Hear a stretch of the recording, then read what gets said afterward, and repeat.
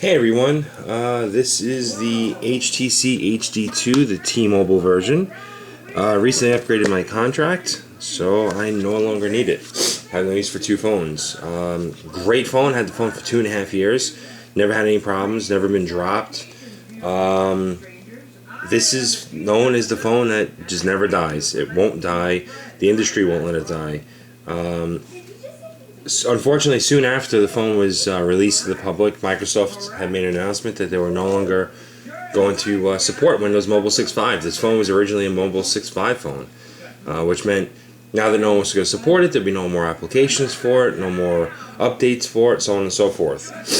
The phone was too good to let go, though, so those in the industry, in the know, started developing ROMs for it, where you could run multiple operating systems. Me personally, as soon as 6.5 they made the announcement 6.5 was going away, I successfully flashed a phone with Windows Phone 7, ran Phone 7 for maybe 6 months or so, 7 months, great operating system, wanted to try something different. So later on, there were ports available for Android, and Android is a little bit more versatile than Phone 7, at least at the time it was. So I had everything from Eclair to Froyo to Gingerbread to Honeycomb. And this phone actually has ice cream sandwich on it right now. As a matter of fact, I just read something recently. Within a couple of weeks, there'll be a Jelly Bean port for it. This phone only has ice cream sandwich on it now. It's a fully functional version of ice cream sandwich. It's flashed directly to the NAND memory. It's not an external. It's not a dual boot. You turn it on and go. Let's talk about the phone first. Right now, I have it in its factory jelly skin. I always keep it in there. If you notice all the edges, there's no curb rash, there's no evidence of ever being dropped. I'm very careful with my devices, and this one shows.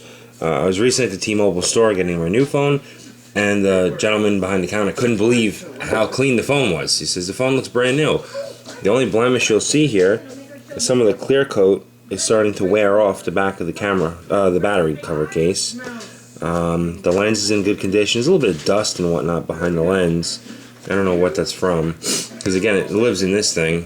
Cover comes off no problem. Inside you have the battery. You have the provision for the SIM card, which I'll be removing because the SIM card is no good anymore. This is a 3G phone. It's not a 4G phone, so note that. There's a provision for the micro SD card. I don't have a micro SD card for this phone. If I have one laying around somewhere, it might only be a 2 gig one, but I'll gladly throw it in if I have it. But there's no guarantee on that. Blemishes, if you notice some fingerprints and smudging on here.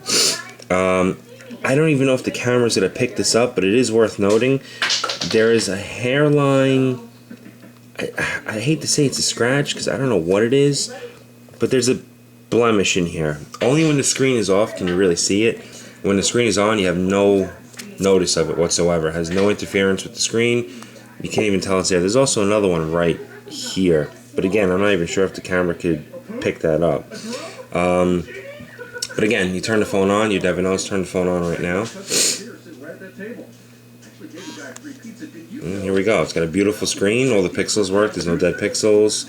No funny coloring, distortion. This is the mag loader. The mag loader is basically what allows you to run various versions of different operating systems out there. So like I said, this is running Android ICS or ice cream sandwich. Here it's going through the boot up screen. As it's booting up, it takes about a minute or so, or 2 minutes. Let's talk about some of the accessories. So if you notice here, I have 2 additional batteries for the phone, which I will be including. They are not brand new batteries. One of them is was original to the phone. The other 2 I had picked up along the way. I try to rotate the batteries every few months or so, just to get even wear on each one. So for maybe 3 months I'll use this battery, 3 months later I'll use this one, so on and so forth. Again, they're not brand new, but they do hold a full charge. And with moderate use, you can easily get 10 hours of use on the device. Which isn't bad for a 2.5-year-old smartphone. Right now it's just prompting me saying that the battery is low, so we're just going to hit OK. And here we are. It's basically, I have this thing flashed and ready as if it's a brand new phone waiting for the new owner to set up their own Google account on here. And here it is. It's the Android guy asking you, okay, let's start. Let's put in the password and so on and so forth. All the buttons work down here. No sticky buttons. Everything works fine. I'm not going to proceed any further with this because I'd rather the new person get that new experience. So I'm not going to pipe in any of my information on here. The phone has been completely wiped out though, and there's a fresh build of ICS on there. Let's turn this off, and as you can see, the capacitive screen works perfectly fine. Power off. You sure you want to power off? And hit yes. Shutting down. The vibration unit inside works great as well. The Bluetooth, the GPS, the Wi-Fi, everything in the phone works as it should. The camera works fine. Like I said, it's hard to tell. There's a little bit of like dust or something. It's inside the lens. If someone was willing to do so, they could just kind of pop off this little glass piece. It comes right out, and clean that off. Again, it really never bothered me too much. It's a 5-megapixel camera. It takes nice pictures. Included also would be the charger. This is not the factory original charger. I like this charger better. I'm just going to throw it in there. I believe it originally came with a BlackBerry, but it's a little nub here, and then you take the USB cable, plug it into this, and then the micro USB cable plugs right into the bottom of the phone itself, right next to the headphone jack. What you see here is what you get. It does not come with a micro SD card. If I can find one, I'd be more than happy to throw it in there. If I do have one laying around, it's probably only a 2 gig one, but again, I don't need it. You can have it if I could find it.